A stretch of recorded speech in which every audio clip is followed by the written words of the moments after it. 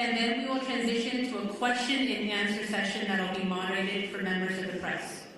Our first speaker is Los Angeles County Board of Supervisors Chair, Catherine Barber.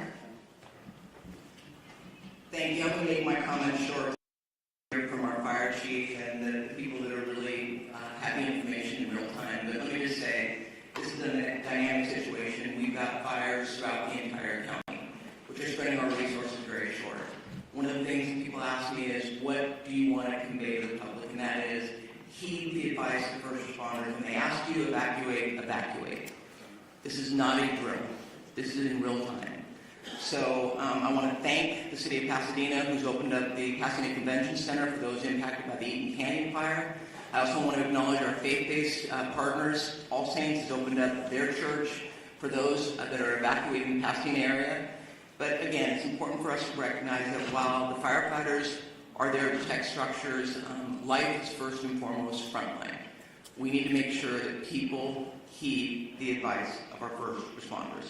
With that, I'm going to introduce our LA County Fire Chief, Anthony Maroney, to give you an update on what is going on. But I just want to thank Chief Maroney as well as Chief Crowley for the work that they are doing to make sure that our first responders have all the resources necessary. Chief Maroney. Okay, great. So good morning. Thank you, Supervisor Barber. My name is Anthony Maroney. I am the County of Los Angeles Fire Chief, and I'm also the Region 1 Coordinator for Fire and Rescue Resources. I'm going to be giving an update on the Palisades fire in addition to the Eaton fire, although I am aware that we have 4 large fires burning in LA County at this time. The Palisades fire is located in both LA City and LA County. We are in unified command with the City of Los Angeles Fire Department in addition to CAL FIRE. We have well over 5,000 acres that have burned, and the fire is growing. We have no percentage of containment. We have an estimated 1,000 structures destroyed, and also no reported fatalities, and a high number of significant injuries to residents who did not evacuate, in addition to first responders who are on the fire line. We have over 1,000 personnel assigned, and the cause of the fire is unknown, or it is under investigation. For the Eaton fire, it is located in both the Angeles National Forest, the Altadena area of LA County, and Pasadena. LA County is in unified command with both the Angeles National Forest and the Pasadena Fire Department. We have over 2,000 acres burning at this time, and the fire continues to grow with 0% containment. We have over 500 personnel assigned, and unfortunately, we have 2 reported fatalities to civilians. Unknown cause at this time, and we do have a number of significant injuries. We have over 100 structures destroyed, and the cause of the fire is unknown and under investigation. I will ask that LA City Fire Chief Kristen Crowley update you on the Hearst fire after I am finished with this. The LA County Fire Department operational area consists of 29 separate fire departments in LA County, and all of those fire departments are at drawdown with no fire apparatus or additional personnel to spare. As the Region 1 Coordinator, I have requested mutual aid from the 5 counties of Orange, Los Angeles, Ventura, Santa Barbara, and San Luis Obispo counties. Additionally, last night, I contacted the State Office of Emergency Services and requested 50 engine strike teams. 50 engine strike teams is composed of 250 fire engines and over 1,000 personnel. We have also requested resources from out of state, as well as Northern California. Thank you to the first responders from Nevada, Oregon, and Washington State that are already on the road coming to LA County to assist. Lastly, the National Weather Service has predicted a continued red flag weather event with strong winds and low humidities, placing all residents of Los Angeles County in danger.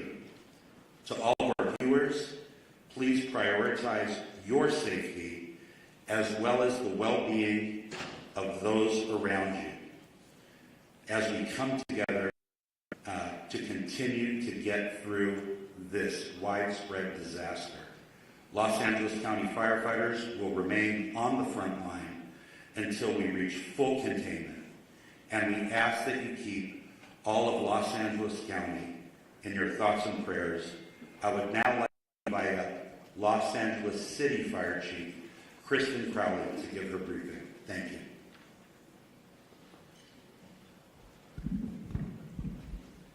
Good morning, everyone. My name is Kristen Crowley, Los Angeles City Fire Department Fire Chief. I'd like to start with just a moment, if we could, of gratitude. A moment of gratitude for our first responders, our boots on the ground that are battling this intense and multiple jurisdiction and number of fires. So gratitude to those who are doing the work since yesterday through the night, and like Chief Maroney said, we're going to continue to work hard to ensure that we save people, lives, and property. With that, I'll be touching on a couple major points. With the Pacific Palisades fire, we know that it continues to demand a significant amount of resources, and a second major brush fire, now referred to as the Hearst Fire, has erupted in the Sylmar area of Los Angeles.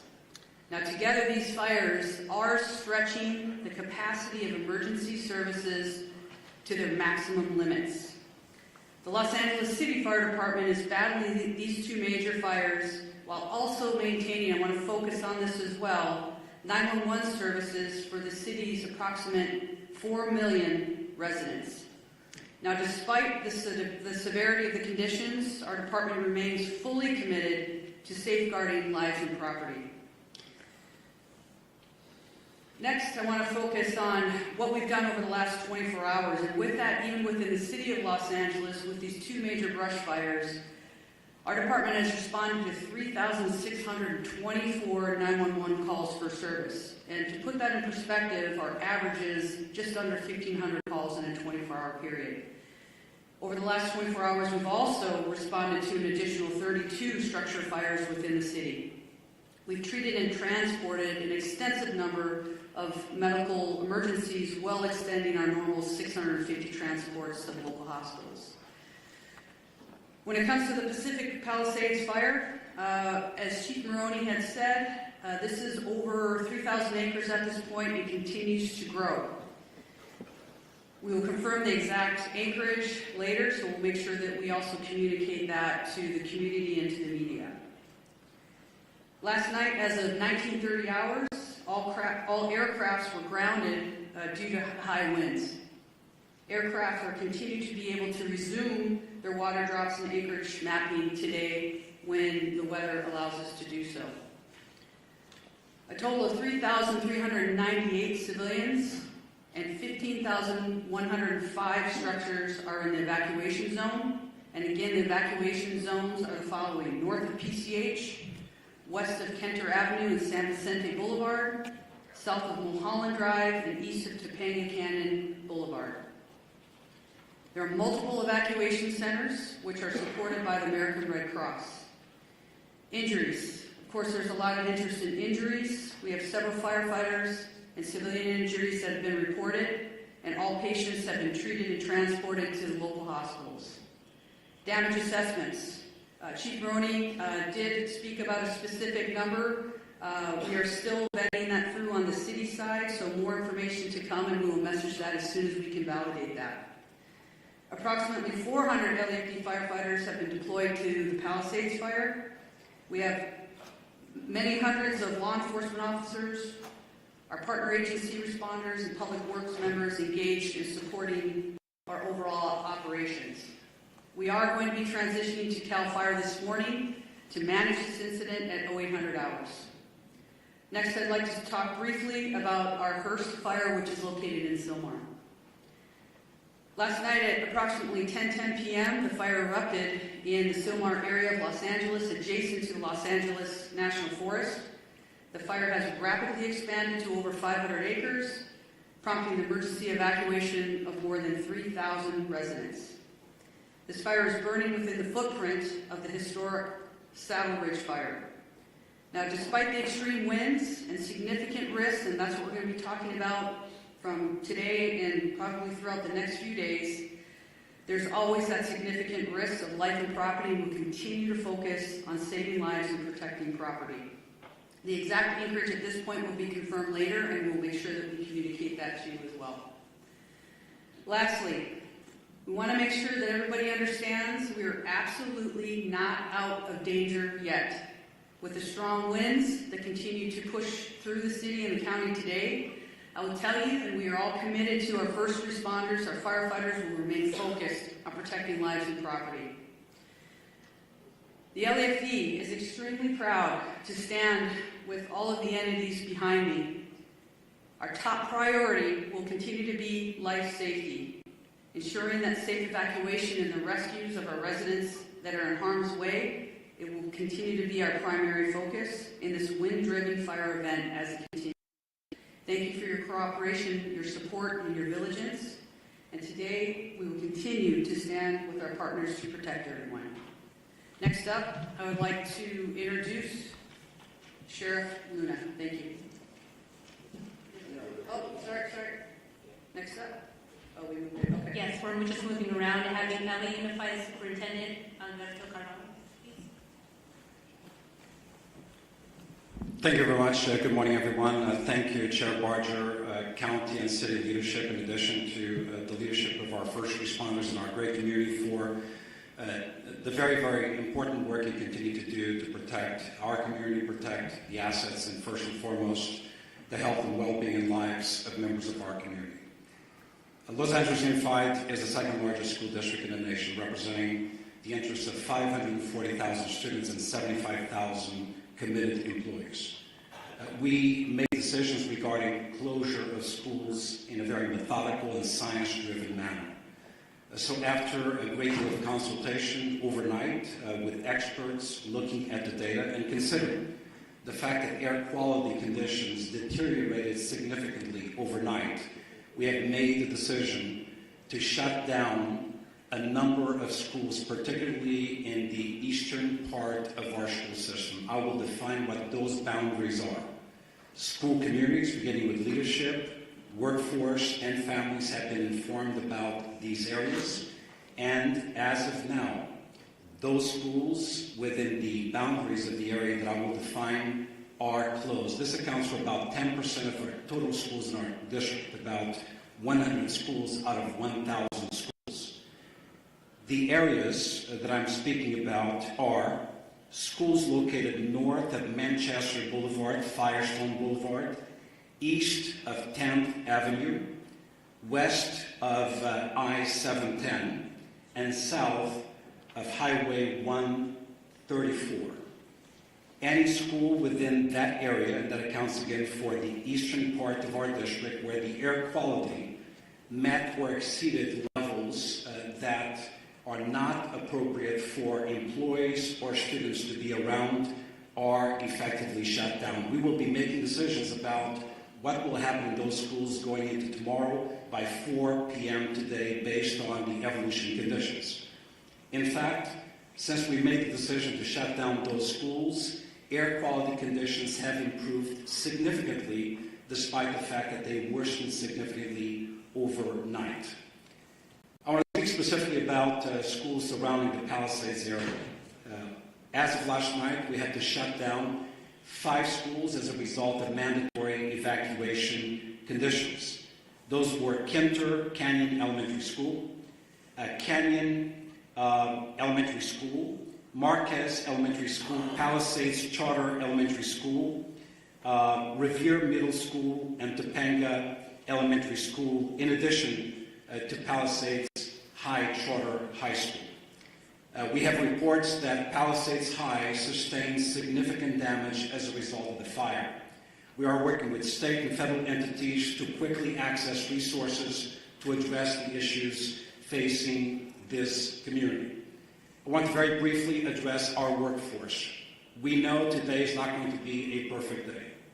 A number of schools are shut down.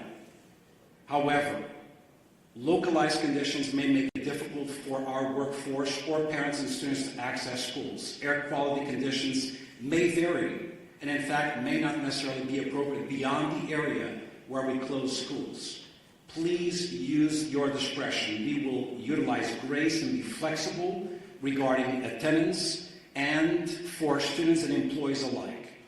Specifically, students and employees who face chronic respiratory conditions or other health issues.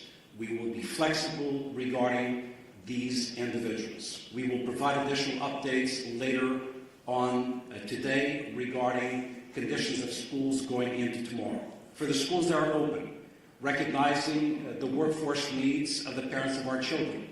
Beyond the bell activities, care for children in those schools will continue to be provided today. Today is not a typical day. We need flexibility, patience, and grace, and we shall extend that to our workforce and certainly our parents and students in our community. Once again, our hearts go out to those who have been impacted and our eternal gratitude to the first responders of our community for the fantastic, difficult work they've done over the past year. Thank you very much.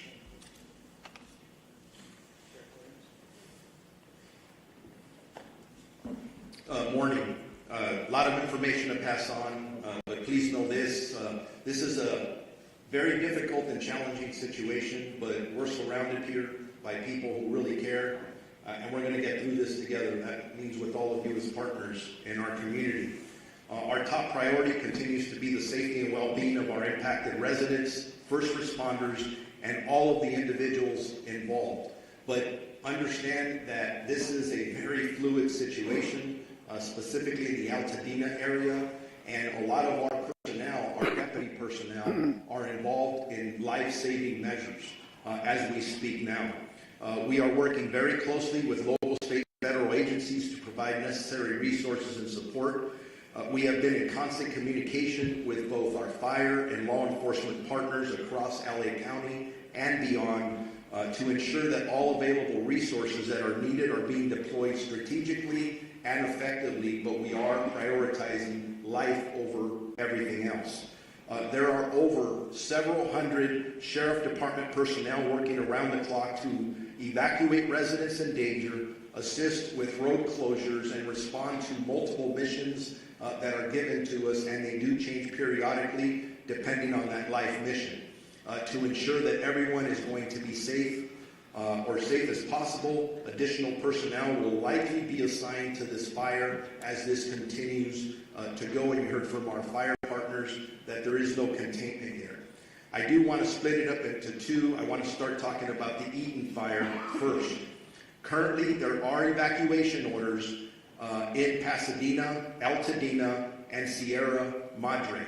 Evacuation orders, there are approximately 32,500 residents under evacuation orders and approximately 13,186 structures that we deem at risk, and that could grow. Evacuation warnings, approximately 38,600 residents are under evacuation warnings and approximately 14,342 structures are at risk. At 4 a.m. this morning, the evacuation orders did expand to parts of the city of Duarte, Monrovia, and La Cañada. And again, we continue to assess that. That's evolving. That's going to change. So I encourage you to consistently pay attention to all sources of information so you're ready to go when you are given that order, if that does come. As information is changing, even as I was driving up here, even as I'm walking up to this podium, I'm getting messages about several of our employees who have lost their homes in the last several hours. I don't know how many because we are still gathering that information, but like all we all live here in Los Angeles County, so we are impacted. So we're going to make sure that within our department, we're wrapping our arms around our employees just like we do with community members. Again, as I was coming up here, I did find out that we did have 2 fatalities in this area. I don't have any specifics. There is a lot of damage out there. We're still in the process of doing these assessments, trying to still save lives. So this information is going to change. The Altadena Sheriff's Station itself was evacuated, and it was at least limited on fire. There was some fire at the Altadena Station, but we did have to clear out all of our employees out of there.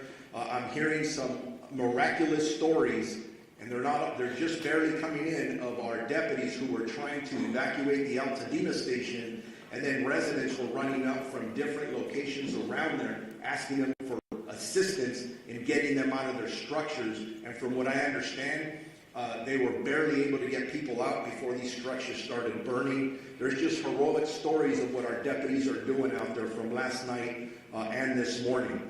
I want to make sure people know deputies are working to assist residents who are evacuating and continuing to make evacuation notices as we're speaking. They are securing areas that are evacuated, and it's always sad when I have to say this, but part of our responsibility is to make sure that no one loots or steals from our residents, our community members who are already being impacted. And I'm sad to report we made 2 arrests this morning for looting already.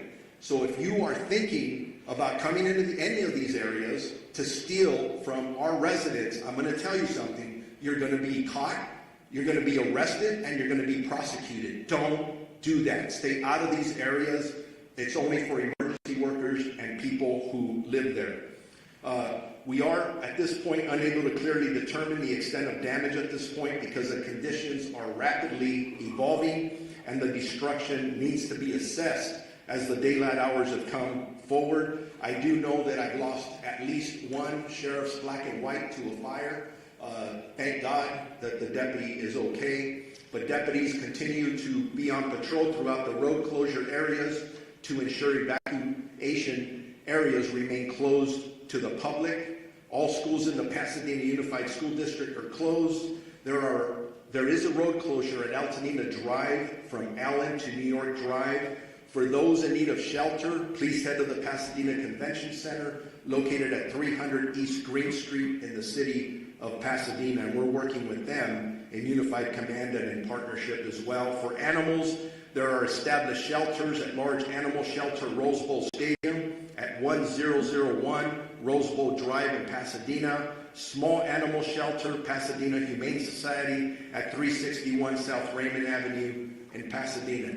I'm going to switch gears now to the Palisades fire that we've been heavily involved in with our partners, again, with LAPD and LA City Fire and everyone else that's up there working. As of this morning, the fire was still burning in that area. That's impacting our residents. Evacuations are in effect, continuously in effect, for the city of Calabasas, the city of Malibu, Los Angeles City, Pacific Palisades, and unincorporated area of Los Angeles County and Topanga Canyon.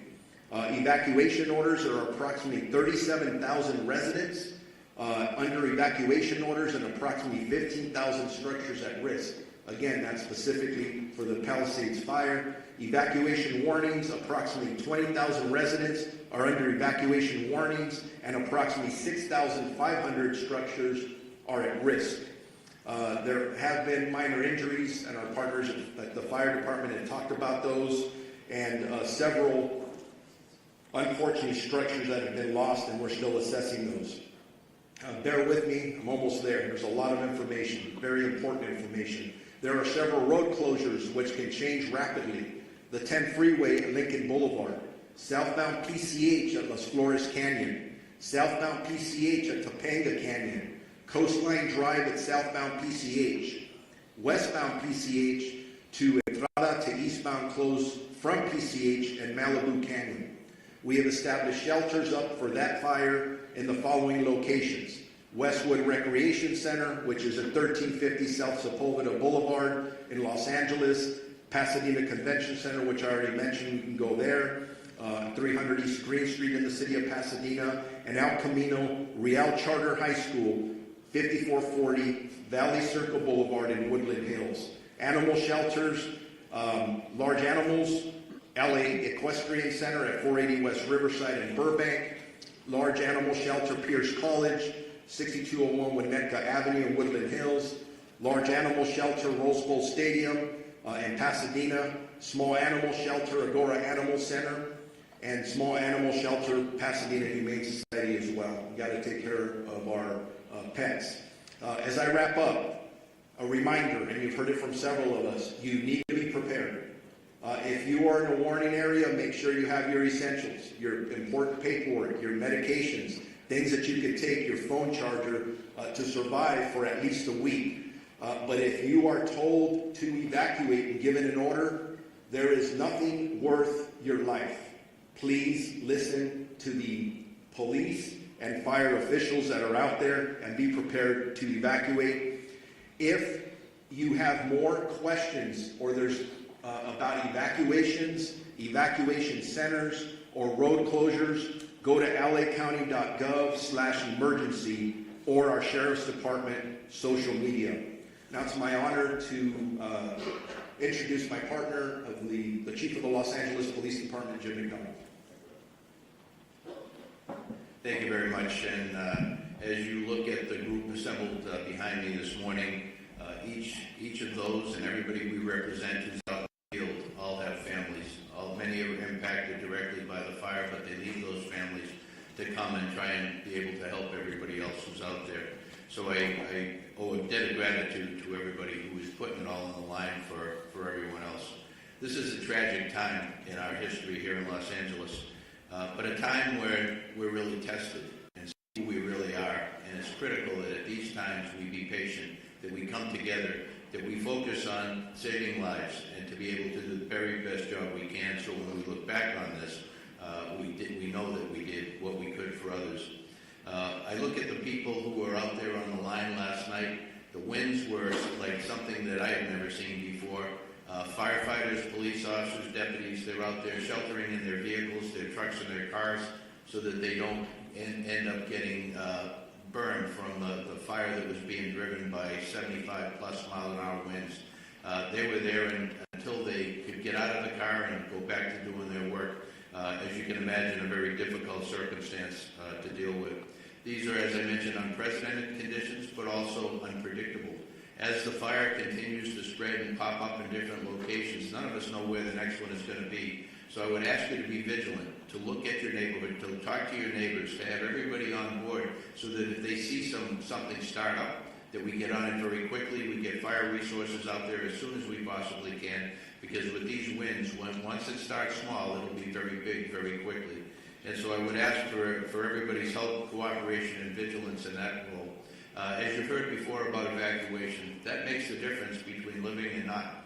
And so I would ask you to take these warnings, these orders to evacuate very seriously. As you've heard over and again, be ready to go, pack what you need up, but then please comply with these orders. Then we don't give them, put them out lightly. When we believe that you're in the path of the fire, we're going to order that evacuation, and we really, really need your compliance on that, because if we have to send people in to try and make rescues, those people are putting their lives on the line directly for something that could have been avoidable.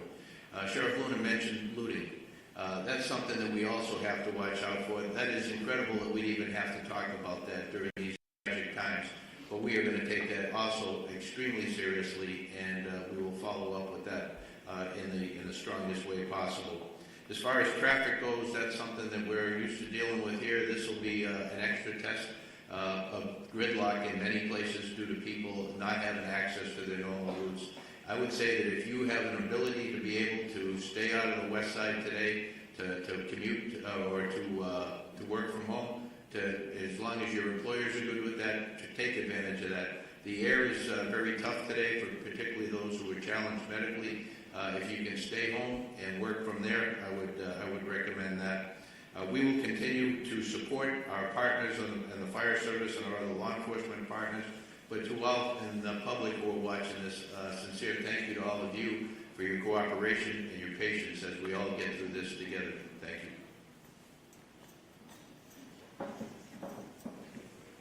Now we're going to introduce my colleague, Supervisor Lindsay Horvath, who represents the Palisades. Thank you, Madam Chair. This morning, we woke up to a dark cloud over all of Los Angeles. But it is darkest for those who are most intimately impacted by these fires. It has been an immensely painful 24 hours for communities I represent. The Palisades, the Hearst, and Woodley fires are all in the 3rd District. But our strength is in our togetherness, and that will determine how we make it through. We need your partnership in this time of crisis. It is difficult to process the immensity of the destruction and loss. We extend our hearts and every resource we have to all of our impacted residents. We know when we talk about these structures, they aren't just structures. They aren't even just houses. They're homes. This is our home. These are places where we build community, where we raise families, where we made memories that we will never forget, even if we can't go back to these structures. These are our home. Losing home is simply devastating. And I know that we are all here to support you and stand with you in this time of need. Aggressive winds and fire know no jurisdictional boundaries, nor does coordination and action across our LA County agencies with President Biden and Governor Newsom as they unlock support through fire assistance management grants for Palisades, Eaton, and Hearst fires so far. The talent and tenacity of our first responders is nothing short of extraordinary. And I've said it before, these people on the front lines are doing this because this is their calling. This is not simply a job that they came to have an occupation. They are called to this work to keep us safe, to keep our community safe, and to do all they can in this time of crisis to protect our Los Angeles County. Overnight winds grounded our vehicles, and we have red flag conditions through the end of day tomorrow. But we know that because of these fearless warriors on the front lines, we are doing all that we can to contain this fire. Thank you for your work to keep Los Angeles County safe, including the 3rd District communities of Pacific Palisades, Topeka Canyon, Sunset Mesa, Malibu, Santa Monica, Sylmar, Granada Hills, Balboa, and surrounding communities. Our #1 message to everyone in impacted areas is to follow all evacuation orders and warnings and to stay where you are safe as long as the evacuations remain in place. We continue to have shelter capacity for you, as you have heard, for you, for your pets, and we have animal sheltering sites as well.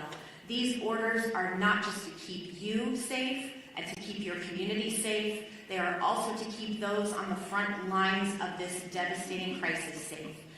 And the longer that you wait to evacuate, the more you are putting people in danger who are putting their lives on the line to protect your homes. Please don't do this. Please evacuate. There is also an evacuation order in Santa Monica, the northern border of the city to San Vicente. The warning is north of Montana to San Vicente as well. We have an evacuation order as well as a warning there. Barry J. Nydorf Juvenile Hall is in Sylmar, and that is under evacuation warning because of the Hearst fire. Our probation department has evacuation plans in place should that move to an evacuation order from a warning, and our priority is to keep our youth in our care safe. Santa Monica Malibu Unified School District has closed its schools today, and as you heard from Superintendent Carvalho, LAUSD has a variety of updates. We have heard from our state insurance commissioner as well, and while this is still quite early in this emergency, we do have some initial guidance from his office for evacuated households on reimbursable insurance expenses, with information to be found at insurance.ca.gov. Obtain a complete copy of your insurance policy. Take note of additional living expense limits. Track additional expenses. Document conversations with your insurer or adjuster. And don't rush any decisions. If you have any questions, call 800-927-4357. Please continue to check emergency.lacounty.gov for the latest information. And I know we will see brighter skies by working together. Los Angeles County will continue to be unrelenting in our response. And I know we have only the finest on the front lines fighting this fire. It's our duty to see them succeed. Thank you. All right, now we are going to hear from LA City Council President and Mayor Pro Tem Marquise Harris. Thank you so much. Good morning, everybody. On behalf of the City of Los Angeles, I just want to begin by thanking and recognizing and acknowledging the great work of our first responders, especially the men and women of the Los Angeles Fire Department, who last night we all witnessed doing heroic work in the face of grave danger. Last night was one of the most devastating and terrifying nights that we've seen in any part of our city at any part of our history. Fire literally jumping, taking out structures, and our public safety professionals created an environment where injuries were kept to a minimum, fatalities were kept to a minimum, and we wake up this morning with a renewed spirit that we can defeat this fire and move on to a brighter day. I want to also acknowledge the two members of the council that are with us today that represent the areas of the fire. Councilwoman Tracy Park of the 11th District, who's I think probably has about 90 minutes sleep by my count, because every time I looked on the television, you were there knocking on doors in neighborhoods, in community centers, at the shelters, making sure the community was okay. And then an absolute professional, someone who, since I've been on the council with her, has had to fight a fire almost every year. And so is a Valley, the council member from the district, Monica Rodriguez. And again, all the men and women, the firefighters are in the front, but our DWP workers are out there making sure we don't have additional fires from power lines, and countless folks, DOT, making sure the flow of traffic stays so that folks who want to evacuate can do so, are out there as well. So there's literally thousands and thousands of people working together to make this work. I want to announce a few more closures to add to the school closures that we heard and the closures that the sheriff and the supervisor read to us. Griffith Park closed today, including Lake Hollywood. Runyon Canyon closed today. The Los Angeles Zoo closed today. The Hollywood Reservoir closed today. The Hollywood Sign closed today, as well as all the roads through the Sepulveda Basin in the San Fernando Valley. So nobody should be going those places today anyway. I will amend what Chief McDonald said. Not only if you're on the west side or in the valley, anywhere in this city, if you can stay off the roads, please do so. I live in South LA, a long way away from the fires. Visibility is less than 1 block because of the smoke. So if there is not a good reason for you to be on the roads, we ask that you leave the roads open as possibly as you can to the public safety professionals that have to do their work and will lead us out of the crisis that we face here in the city of Los Angeles and the county of Los Angeles today. Also, lastly, just grateful for the work of the President of the United States, kicked in for us late last night, who happens to be in Southern California. The governor was with us in the Pacific Palisades last night and has helped out. And a range of municipalities around the county and outside the county have come in to help where they can. We're extremely, extremely grateful for their help in this time of crisis for our city and our county. And with that, I will ask the Director of the Office of Emergency Management for Los Angeles County, Kevin McGowan to come to the mic. Thank you for the introduction. I'm Kevin McGowan. I'm the director with LA County's Office of Emergency Management. As my partners up here have said before, we're facing a historic natural disaster, and I think that can't be stated strong enough. This is not a normal red flag. We've been in partnership with the National Weather Service for days prior to the arrival of this severe windstorm. There's been amazing communication by the National Weather Service, and they should be acknowledged for all of the communication that was put out days in advance. What's critical about that is it partnered all of our public safety and emergency organizations throughout the county to begin preparations for this. And a lot of the successes we saw over the last 18 to 20 hours is a direct result of painstaking preparations that had gone into place for the last 48 to 72 hours. We still have a long road ahead of us. Our county is known with wildfires. We just finished working on the Franklin fire. We've had the bridge fire, the post fire. This has been a very destructive fire season. This is just going to add to it. Our eyes are on mitigating the impacts from this emergency, working with our community partners, and then charting a course for what will be a long recovery effort. With that, I would like to introduce our Department of Public Works for LA County Director, Mark Pichelle. Good morning. Thank you, Kevin. Mark Pichelle, I'm the Director of Public Works for Los Angeles County, the largest public works department in the United States. We're coordinating across the area with all our partner agencies, including, of course, primarily the City of Los Angeles, in addressing this event today. I'm going to talk a little bit about what our focus is in terms of infrastructure, and then I'll move on. Before I do that, though, I do want to acknowledge all of the residents that have either lost a home or who are being evacuated. I do personally understand what that is about and understand what kind of fear that can put into you. One thing I would recommend to you before you leave that home, if you want something to do, is to close that home up tight, close any openings, completely tight to the home, and make sure that access is open to the fire department in the event that they want to come on and do work on your property. That's one thing I've learned through the years is important. So right now, LA County Public Works is focused on the water supply, the road safety, transportation system, and preparing our flood control system for the inevitable post-event, which may be flows of debris and mud. With respect to water resources, there's been quite a bit of talk in the media about the water system that we're using for suppression. So let me make the following statement. There have been quite a bit of comments over social media about the local water supply and its impact on firefighting efforts. There is collaboration across this region. Over 200 water retailers serve the region.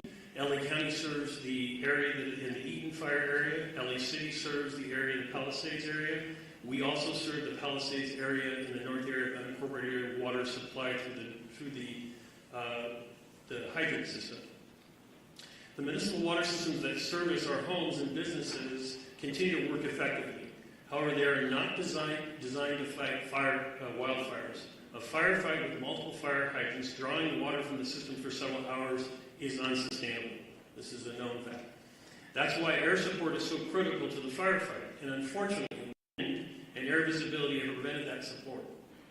County and city water reservoirs, open reservoirs, are available and on standby once that support becomes available. We will be having fixed wing as well as helicopter draw of water from our system. We also need customers to understand that it is really quite futile to attempt to fight fire with your hose at your house. That's not something I would recommend you do, but in fact I would ask that you turn off your water and turn off your gas, both things before you leave the residence, so that we can continue to have that water supply for the hydrant system.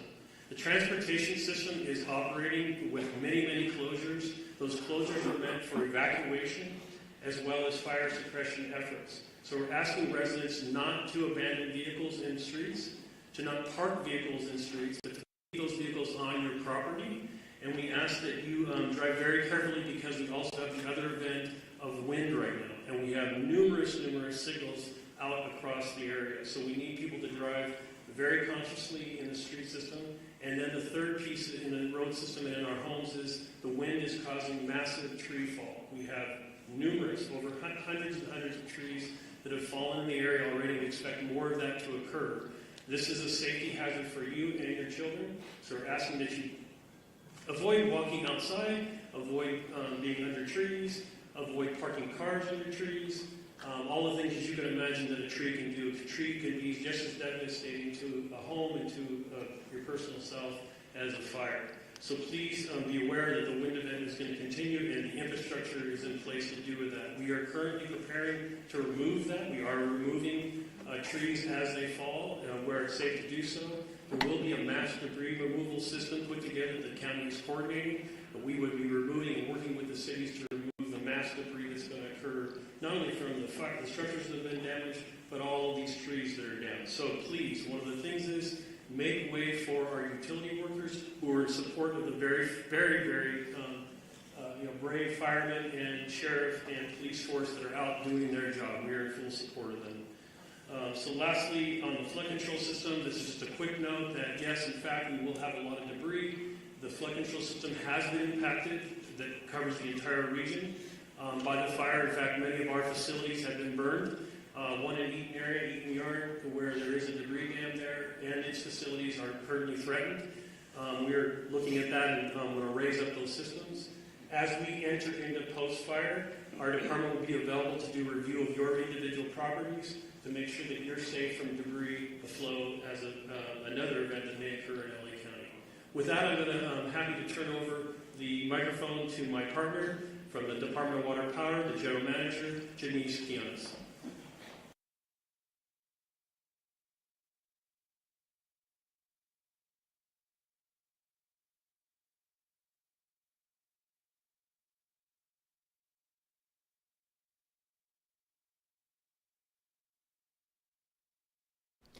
You were just listening to an update out of California regarding the Palisades fire.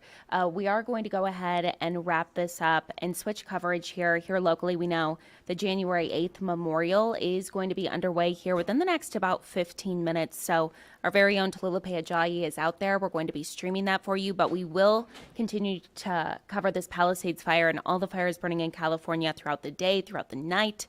It is a massive story. Just to give you a little bit of background here, we know this fire is now over 5,000 acres.